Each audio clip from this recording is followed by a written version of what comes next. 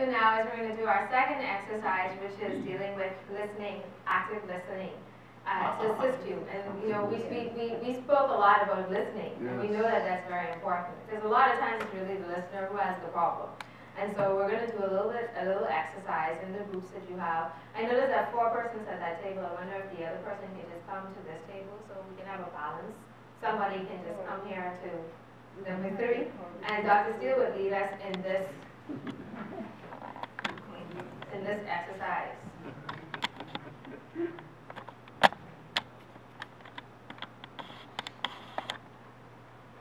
Okay, this exercise will be quick, simple, and magnificent. That's what communication really is, isn't it? This group over here would be the blue group. This group over here would be the yellow group. This group over here would be the green group. The rich folk. No. And this group over here will be the red group. Now we're going to define the groups. So who is the blue group? The blue group color is blue, and the code word for it is blueprint. Blue. Not a bluebird, but blueprint. So the blueprint group, this group will be the ones that when they go to work, they are 15 minutes always before they get there. If you schedule an appointment, that's number 1. Number 2, if you schedule an appointment with the blue group, guess what? You better be on time. Not 15 minutes after, not even what? 1 minute behind. Number 2, the blue group will have the meeting that and the appointment already what? The outline, the agenda is well designed. That's the blue group. Now, what color is this group? Yellow. This is the yellow group here. Yellow. Not a yellow bird, but the yellow group. This group code word is nurturing. It is very caring, sensitive to other needs. This group is also, as Ruth said in the morning, this is the get along group. This is the group that likes peace. You know what I mean? So that's, what color is this group over here? Red. This is the red group. Code word, action oriented. In other words, this is the group that are the CEOs and the leaders. They're the big shots. They're all members of the country club. You know what I mean? These are the big executives. They get the job done. They also have AAA what? Personality. But this group is the group that gets the job done. Red. This is what this group is. And then green. Okay, we're green. Green. This group, the code word, the color is green. The code word is knowledge. They're very analytical. They're very thoughtful. They go by the book. They could be an IT, computer, spaces, or scientist. That's this group. And I forgot to say, the red group is also the visionary group. If you want a vision, go to the red group. Now, why am I telling you this? Here's the reason. What has happened is in communications in the workplace, but in communications in any area, the research is showing now that there are 4 types of people. And the way you communicate with people is you communicate based on, it's better to communicate rather, based on what the person is. Everybody has at least one of these styles, primary, and one of these what? Secondary. And one is overriding and the other one is second. I already know that my primary style is A, which is red. You know what I mean? Red, action-oriented, visionary. My secondary group is green. I know I can't ever get rid of green because I already know that. So reality, green money. So reality is when you're talking to people, if you can discern who they are, if you be around people for a while, just from just being intellectual and just listening well, you can discern what group that they are. Now here's the question for anybody, any group. Hearing all of those colors and those type of groups, what group do you think you are? You may not be totally right, but what group do you think you are? Anybody? Red. Red. Yep. I could have figured that because that's probably why I like you. Yeah, you're action, you're vision. You know what I mean? I could figure. I just like the country club part of it. yeah, me and you both don't. And the spirits. Anyway, somebody else. I'm a blueprint green. Blueprint green. Blueprint green. On time. Right. That's why we're friends, because I was, never mind. The blue group is on time. Yeah. What's the green group? They're on time. Yeah, right. Blue. Yeah, but see, Other groups. right, but what I'm doing now is just asking to see where yeah, this is the blue, this is the green. The groups are separate now, but still, well, where not where you want to be. Who are you? That's exactly right. So anybody else, what group do you think you fit into? Color code. I'm a red blue. Red, blue. Red is action, like men, and the blue is blueprint. I'm a yellow. I'm yellow, red, yellow, Yellow, green. Yellow is nurturing, and I'm a yellow red. yellow, red.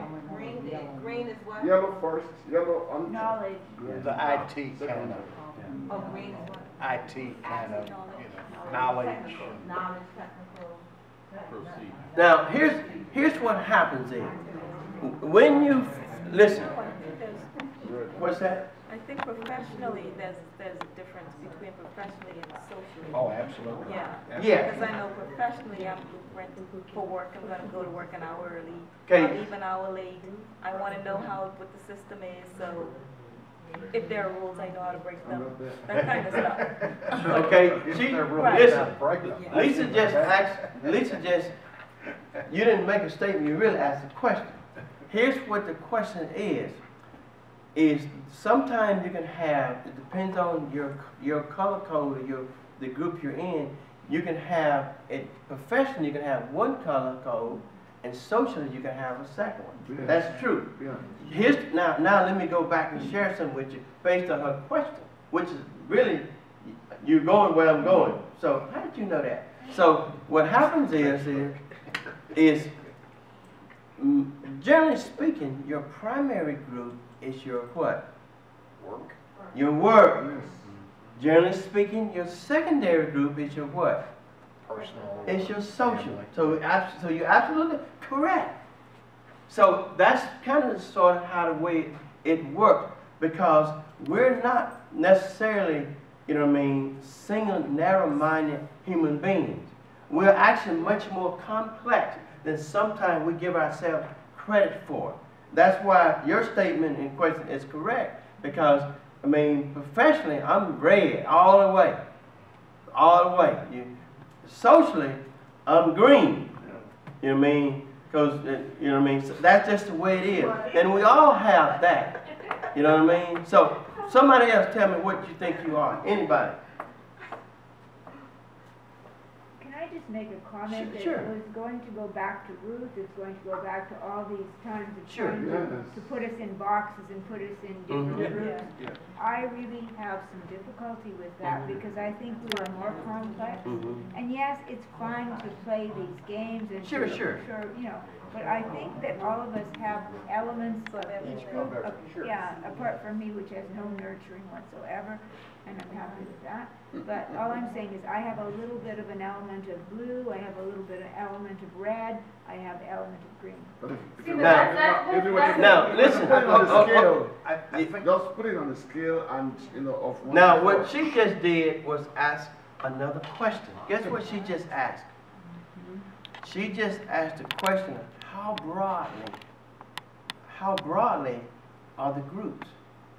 So, what you just did is talk about how you are blue on one level, green on another level, and red on another level, and then what? And then I said Yellow.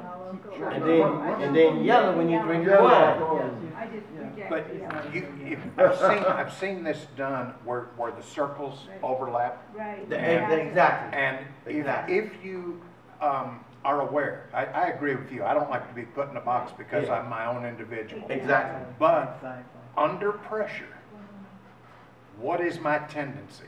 Exactly. And my tendency is to take charge and Exactly. get this sucker taken That's care exactly of. right. Okay, so then we got to be in A if we're under pressure, but we understand that's under pressure.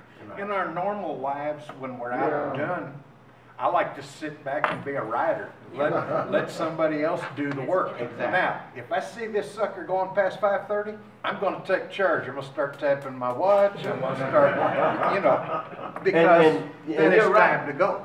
And you're right, Tim, because we have the same thing. That's why I work for myself. I don't want anybody to be in charge of me. For what? I'm in charge of Ralph. That's what I believe. My mama said, listen, true story, I went home Thanksgiving, saw my mom. My mom said, you've been shuffling papers all your life. You came out shuffling papers. That's why you're a lawyer. So guess what? Like you say, I'm in the charge. But here's my point in references. And I agree with you too. I'm not a boxing person either, Charlie. That's why we both went to Oxford. But here's the thing, is when you look at these color codes, they are not so much color coding the person in the box. What they're doing is color coding your mind in order for you to do what? Be able to communicate better with people based on a level and a professionalism of one communicating, two being able to understand. That's really what it's about. It's not, and I hear you, but it's not so much boxing as much as it's a way of communicating. There's a research done on these codes. Guess what the research said? That when you can understand what color code a person is, not only will they come out of the box, now you come out of your box, and now you will be able to communicate better and express and understand that person better because you understand who they are. That's what it really means. And that's why understanding, because if you don't understand how people communicate, guess what? You're already going to have a blind spot. And that's part of what our problem is humans, not just any. And this crosses what? Cultural lines, crosses international lines, crosses gender, crosses religion, crosses education, is not understanding how somebody else communicates, not necessarily to you, but how they communicate themselves. And also how you communicate. I know, like Tim said, look, if ain't nobody gonna do it, get out of the way, and we're gonna have something done before the night's over with. That's how I am. You ain't got to do nothing. We're gonna get something done. But go ahead and then we'll move on. I just want to share, I'm red, yellow. When I'm at work, it's like work hard, play hard. When I'm at work, get out of my way. I have a job, I got to get it done. When I'm off, I'm going home.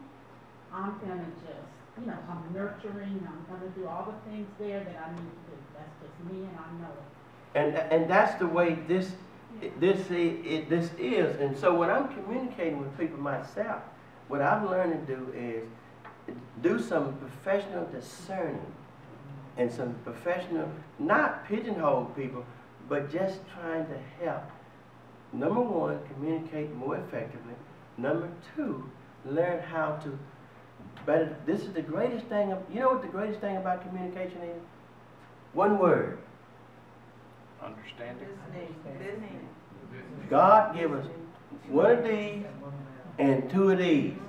So the greatest thing that can come out of the color codes for me is to be able to understand and listen. Not just hear the words, but listen to the depth of what someone is really trying Right, to go convey. beyond, Go beyond. I'm done.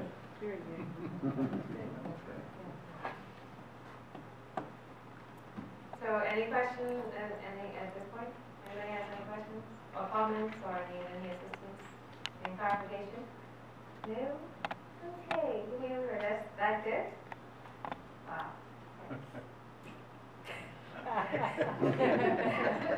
So now we're There she moving goes, on. rolling her eyes again. There we go. So now we're going to look at the conflict management styles, all right? And conflict management styles are also interchangeably used with conflict communication styles. And unfortunately, ma'am, yes, we're putting you in a box again. But what is the understanding though in when we're looking at our conflict management styles or our communication styles? It's not really you being in one area and how to deal with them in communication and what are the do's and don'ts so that you won't make mistakes, and also be able to identify the styles when you're actually communicating with other persons so that you would know how to communicate more effectively with them. So I've said each person tends to have at least 2 of these styles that are dominant in their lives, everyday life. And the person may prefer, you may prefer the style, styles usually is the style that you prefer will usually be the one which you are comfortable with all the time. So what are the styles? They are avoidance, accommodation, can you make last one? Compromise, competitive, aggressive, collaboration, and problem solving. So avoidance. Bob is going to tell you more about Yeah, it. avoidance is again like a turtle. This style is characterized by deliberately ignoring or withdrawing from a conflict rather than facing it. What conflict?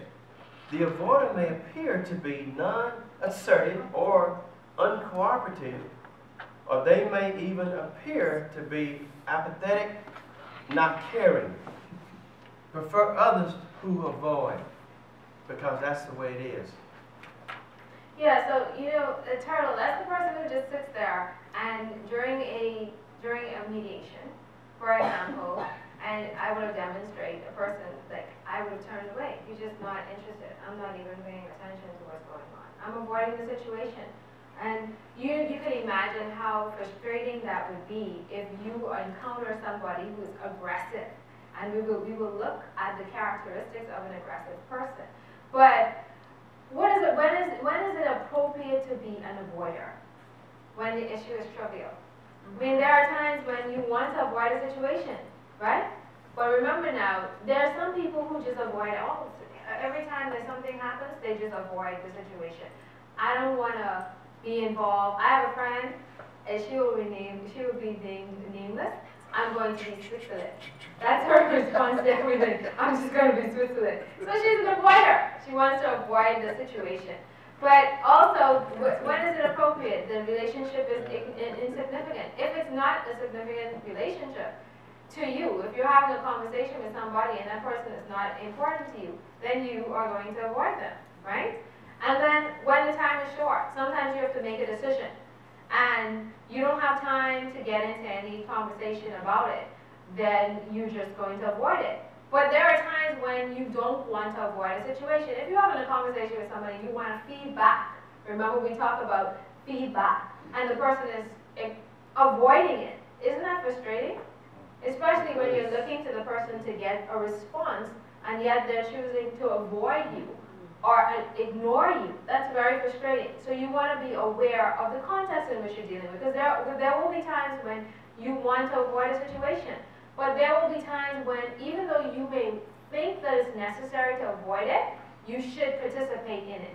Because you have to be aware, you see, there's a constant flow of the attitude, the body language that the person exemplifies. They're there and they're telling you a story and they're expecting to receive a comment from you, and I'm just not going to be bothered. Then you're really much hurting the individual. So when is it inappropriate?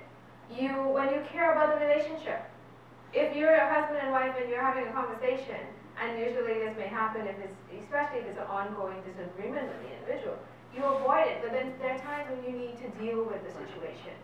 And then when negative feelings linger, you want to avoid the situation. So, Rob, could you give us an example of avoiding, the avoider in corporate mediations that you would encounter? One example in corporate mediation would be is you have someone has submitted a legal brief, and the legal brief is literally loaded with, if you will, case law in reference to the main reason why the case came to either litigation, or if it hadn't gotten to litigation yet, if it doesn't settle in corporate mediation, guess what? It's going to go to litigation.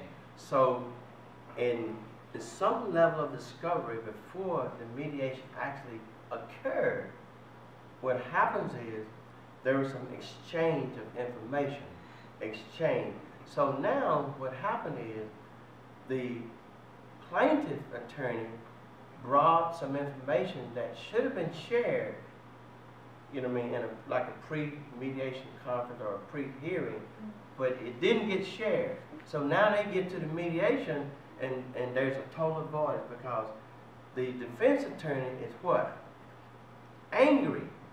You didn't tell me about this information. Even though the judge has not yet ordered a what? He or she hadn't ordered the discovery process yet, even though it's a level 2 discovery. So as a result of that, and all discovery is just a gathering of facts. So now the defense attorney avoids it. And unless you pick up the leadership of a red mediator, become a red mediator and action oriented, guess what? That mediation is going to shut down because you're going to have avoidance. And so next we have the accommodator, somebody who accommodates. Anybody in here is an accommodator? This style is normally associated with a teddy bear. So this is a person who may bend to the will of the other person. And usually this person would say something like, whatever you say, you know, whatever, I agree with you. And this person desires to appease or please other persons. They're always there to accommodate a situation. And this person also tends to be overly cooperative and non-assertive. So there are times, once again, when you may become an accommodative person, and there are times when it's appropriate and when it's not appropriate. And so when would it be appropriate? And I spelled something wrong, so excuse me. So it's appropriate when you really do not care about the situation, the issue, and you are powerless but have no wish to block the other person. And then it's inappropriate when, for example, it's very clearly inappropriate when you have a situation that you want to keep that, relationship. And also you don't want to, what some people do when they are accommodating is they actually end up abusing themselves. And it doesn't, and then you're going to cause later on passive aggressive behavior, and that's inappropriate. And also accommodation can also be sarcastic because they can also say whatever you say just to get you out of the way. Yeah. So that's another thing that has multiple definitions and usage, because they can actually be trying to, just stay in their mix or, with the group, or they can be saying whatever. And you're absolutely correct, which also will cause, again, it'll cause passive-aggressive behavior. Because people may not do it right then, but they'll have a second thought or a nightmare, and then they're going to react in a different way. So what would be an example of an accommodating person in a corporate mediation? It would be, look, I'll just give you $300,000. You take it and go on. You know what I mean? You take it and go on. Right. But the problem with that, though, is they're giving you $300,000, but what do you really want? Exactly. See, that's the question. You really don't want $300,000 that's been given. You want $1 million, and it's inappropriate then also. So compromise, and this person is usually associated with a fox. This is a person who straddles on the fence. This is the person who says, "Man, you win some, or you lose some, okay? Whatever." or I'll back off if you don't, if you will do the same. So you reach a point where you say, you know what? Okay, fine. You know, I've had enough of this. So each party gives something to get something in compromising. You just want to and sometimes you just reach a point in mediation where you've had a long day, it's been going on a long, the discussion or the argument has been going on for a long period of time. You say, okay, I have had it, let's walk away. Let's have it, I've had enough of this. Now, when is it appropriate and when is it not appropriate? All right, it is appropriate, go ahead. I'm going to say the inappropriate way, then she'll take her the appropriate way. The reason is I like this example. Who would allow the fox to watch the hens? I hope you wouldn't. You know, the old saying, it's a saying, it's a colloquial, is the fox watching the hen house. But what's going to happen there? You're going to eat the dinner. That's exactly right. And so it's inappropriate. That's not the most creative solution to what I'm really getting at, to protect your hen if you want dinner for 6 months later, so or 10 years later. So it's inappropriate. It's also inappropriate, you know what I mean, to just throw money at people no matter what level it is in a corporate mediation, because I've seen that happen. Somebody said, well, here, you can just have $300,000. The guy got up and walked out because it's inappropriate. Now, here's, go ahead, because I don't want to. Oh, so it's appropriate when you need to cooperate. You know, cooperation is important. And so you don't want to just say whatever and walk away. You want to engage the person in a conversation. You want to cooperate and come to a win-win situation at the end of the day. So that's when it's appropriate. It's also appropriate when finding a solution even less than the best is better than a complete stalemate. You want to find a appropriate agreement rather than just decide that, hey, fine, I've had enough. So you know, it goes back to what was said earlier by one of the earlier speakers. You want to stay in the moment, and you want to keep the movement going. You don't want to just get locked in. And then this could actually come up when you become a part of the parties. Remember we talked about that earlier. You become a part of the parties, and then you've lost the mediation at that point. So you want to stay in the movement. And an example of a corporate mediation, which you may have experienced. For appropriate? Yeah. Well, appropriate is when someone, there's been in fact, I had one time where there's a huge battle between the parties, and the money was on the table, and of course the plaintiff did not want the money that the defendant was actually given. And so what was appropriate is what I had them to do is to list why the person, you know, when you have mediation, you have offer and what? Counter offer, right? Well, this person never gave that one counter offer. And so now if you ever get a case like that, especially in a corporate type mediation, and they got a bunch of attorneys sitting on there, now you're going to have to, if you're not already in caucus, you're going to have to go into caucus. And now you're going to have to ask questions. Why are you, because here's the thing, if not even one counter offer is given, wouldn't that make it seem like that there's not a giving and taking? There's not a sharing. They're not there to mediate in what? Good faith. So if there's no counter offer, you as the mediator will have to address that. And so the question becomes, why are you not addressing that? And it could be legal reason. It could be something that, watch this. It could be that the defendant had some piece of legal information that they're holding on to. And that is their what? Get out of jail card. That's their leverage. So it's not, so you have to be careful. So now the question with me was, in this particular mediation, do you want me to share this with the other party? Yeah. You see where I'm going? And so now the person has to make a decision. Do I share it, and how, you know what I mean? And or do I have your permission? So guess what? The person agreed. you can share it. So we had the conversation, and let me tell you what happened. I came in and I said, listen, sir, I have some good news and I have some bad news. Yes. So which do you say first? The bad. No, I ain't passing no bad news over. Not me. I'm going to share the good news first. So I shared the good news, and guess what? It was hear the bad news. I never had to say it. Person signed the $300,000. The mediation was over, and I said, "Look, give me my money too." One of the things I want to point out is what we're doing is kind of showing you how these styles affect you in your private life as well as in your work life. And both sides have to be in the compromise mode.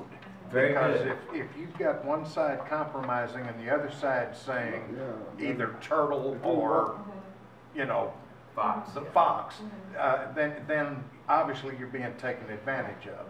In order for this style to work, both sides have to be in that compromise mode. Exactly. So, and part of that compromise mode is what I hopefully tried to share then was, if you can get some level of consultation from both sides, not necessarily an agreement, but consultation, then the mediation can move. I don't, because like what Dr. Derby says, we're not always going to settle a mediation case. Right. Don't y'all go out to believe that, because it's not so. You know what I mean? I had a case, another case, not just recent, we got settled a case at $350,000, and the guy was ready to sign the case, and God knows I could never tell who it was, and his wife came back in town and told him, "You're not going to sign that $350,000 because I want $1 million. You're going to have a situation like that." And guess what? This guy was the CEO of a company that the only way I would tell you, you give me $10 million, I'll tell you his name. and then we have the aggressive person and the person who likes to compete, and that is the bold. The person who is very bullish in their approach. And this style tends to send the message that one's own concerns are all that matters. They don't really care about anything else you have to do. It's all about me. You know, that person fits into the high risk that was discussed earlier. So this person would normally say, do it my way or not at all. Forget it. It's usually associated with those certain persons, like your bosses may have that kind of personality, or even parents may have that kind of personality. It creates a win-lose power struggle. Yes, you have a question, Dr. It's more of a comment. If you take it out of the bedroom or the boardroom and you put it on the global scale, it could be what ISIS is portraying on the news. Yes. You know, we'll behead you unless you do what we want you to That's do. very true. Yes. And by the way, too, the competing style is the American way, and you didn't know that. By the way, the competing style is also the corporate American style. If you don't listen, I was teaching a mediation class one time, and I said that American society is a competitive society. You know what some of the people said? No, it's not. And you know what I said to them? What country are you living in? Then you don't live in America. Now, let me give you another instance that some of you might. Did you all know everybody in here, at some level, going back to what you're saying, Tim, as far as job and kind of leads to what you're saying, at some level, everybody in here has a level of competing style. Yeah. You can deny it if you want to. You know what I mean? You can deny it if you want to. But that's a fact. If you don't have some level of competition style in your blood, then you're not going to be successful. Not in this society. So globally. Go ahead. So there are times when it's appropriate, and there are times when it's not appropriate. And so it's appropriate when there's an emergency. It's appropriate when you are sure you are right, and being right matters more than preserving the relationship. You want to just secure it. This is how it is. Usually the male may take that position in the relationship. And when the issue is trivial and others don't really care what happens, that's when it's more appropriate. It's inappropriate when, like Steele. And when it will actually, now, take this here, move from individual to collectiveness. If the individuality will cause you in this style, and you will lose, you'll win today, but you'll win 100,000 a day, but you'll lose 500,000 tomorrow. It's inappropriate, because now you're going to miss the big picture. And so you have to be very careful. And a lot of times people, because of their blindness, will use this style inappropriately and think that, I just won, but you really just lost. Yeah. It is appropriate when the stakes are high and the pie is small.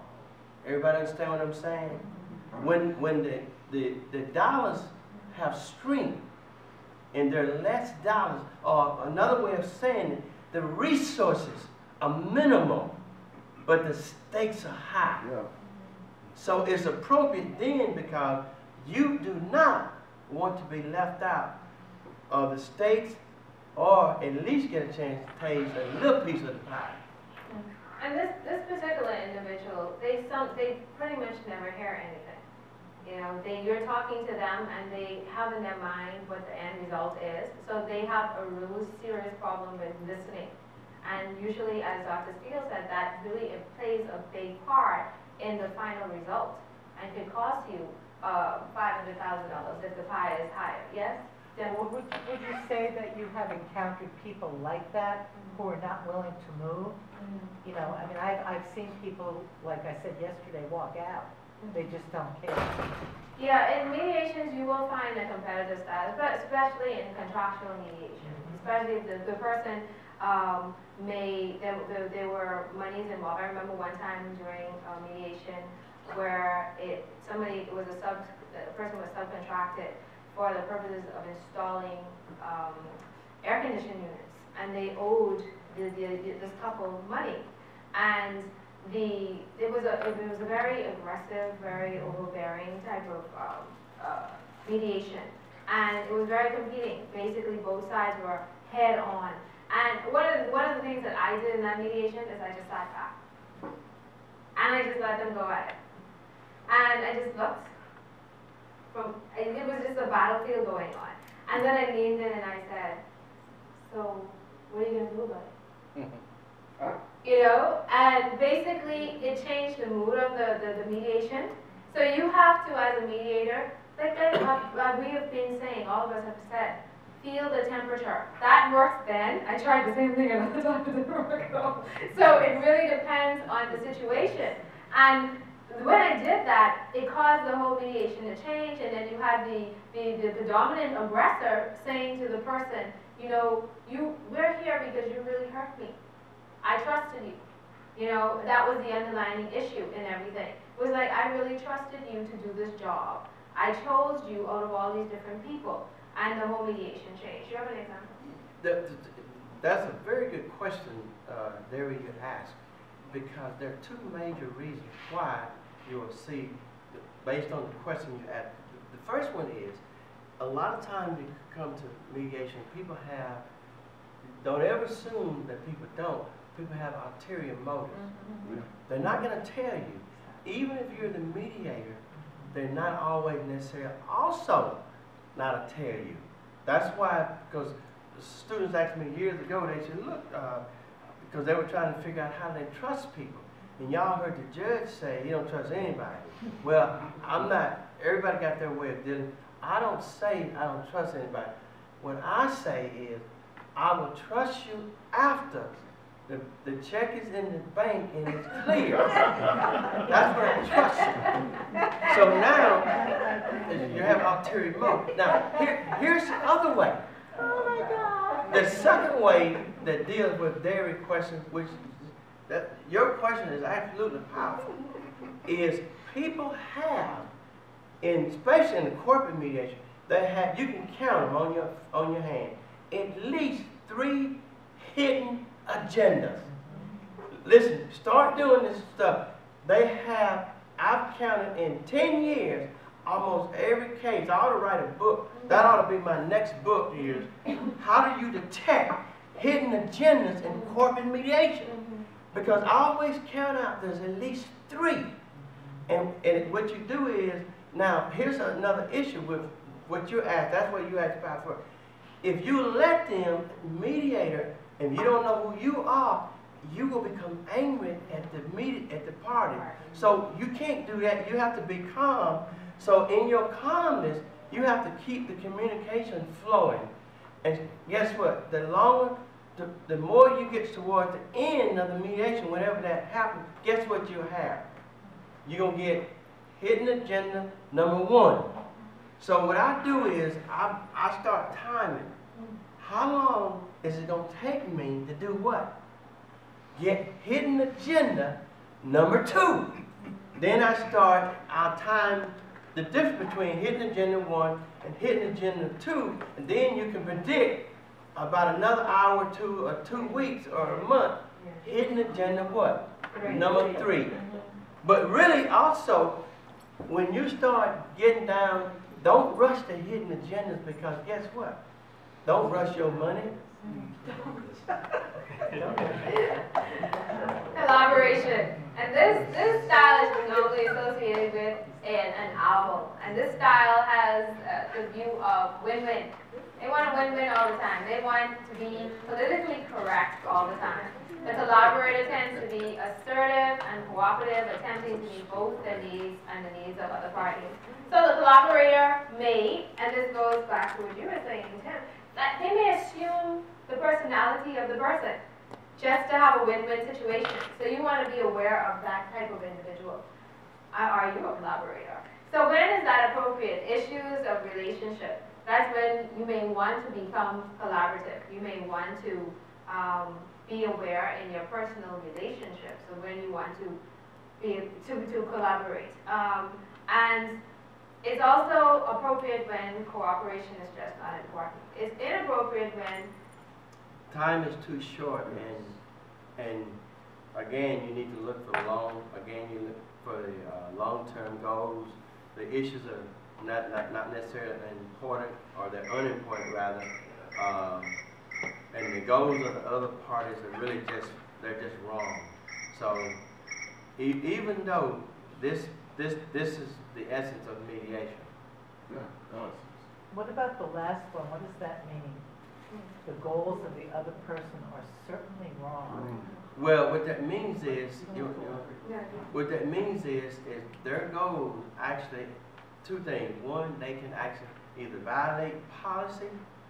That may be a policy, or that may be a law that goes against the very nature of mediation, that even if they agree to it, you as a mediator cannot sign off on, because if you do, then you will be in violation of that law or policy against the company. Or number 3 is, their goals are part of the main reason why they came to mediation in the beginning, because it has disrespect for the other party. And so you can't do that anyway, because now it doesn't become a collaborative process. It becomes, the person has never really gave up the disrespect of that other party. And that it doesn't work like that. Yeah, I read it that the way it was written, I interpreted it as that they were wrong, but it has nothing to do with that. It has to do with the legal part of it. Well, that's part of it, though. Right. The other part too is because I can say and give you 10 reasons why, which I'm not going to do because the day is far spent. But the other main reason is because even though the goals are good, but they're wrong because they also cannot be implemented. Right. There is no viable professional way possible to even implement them. So they're wrong.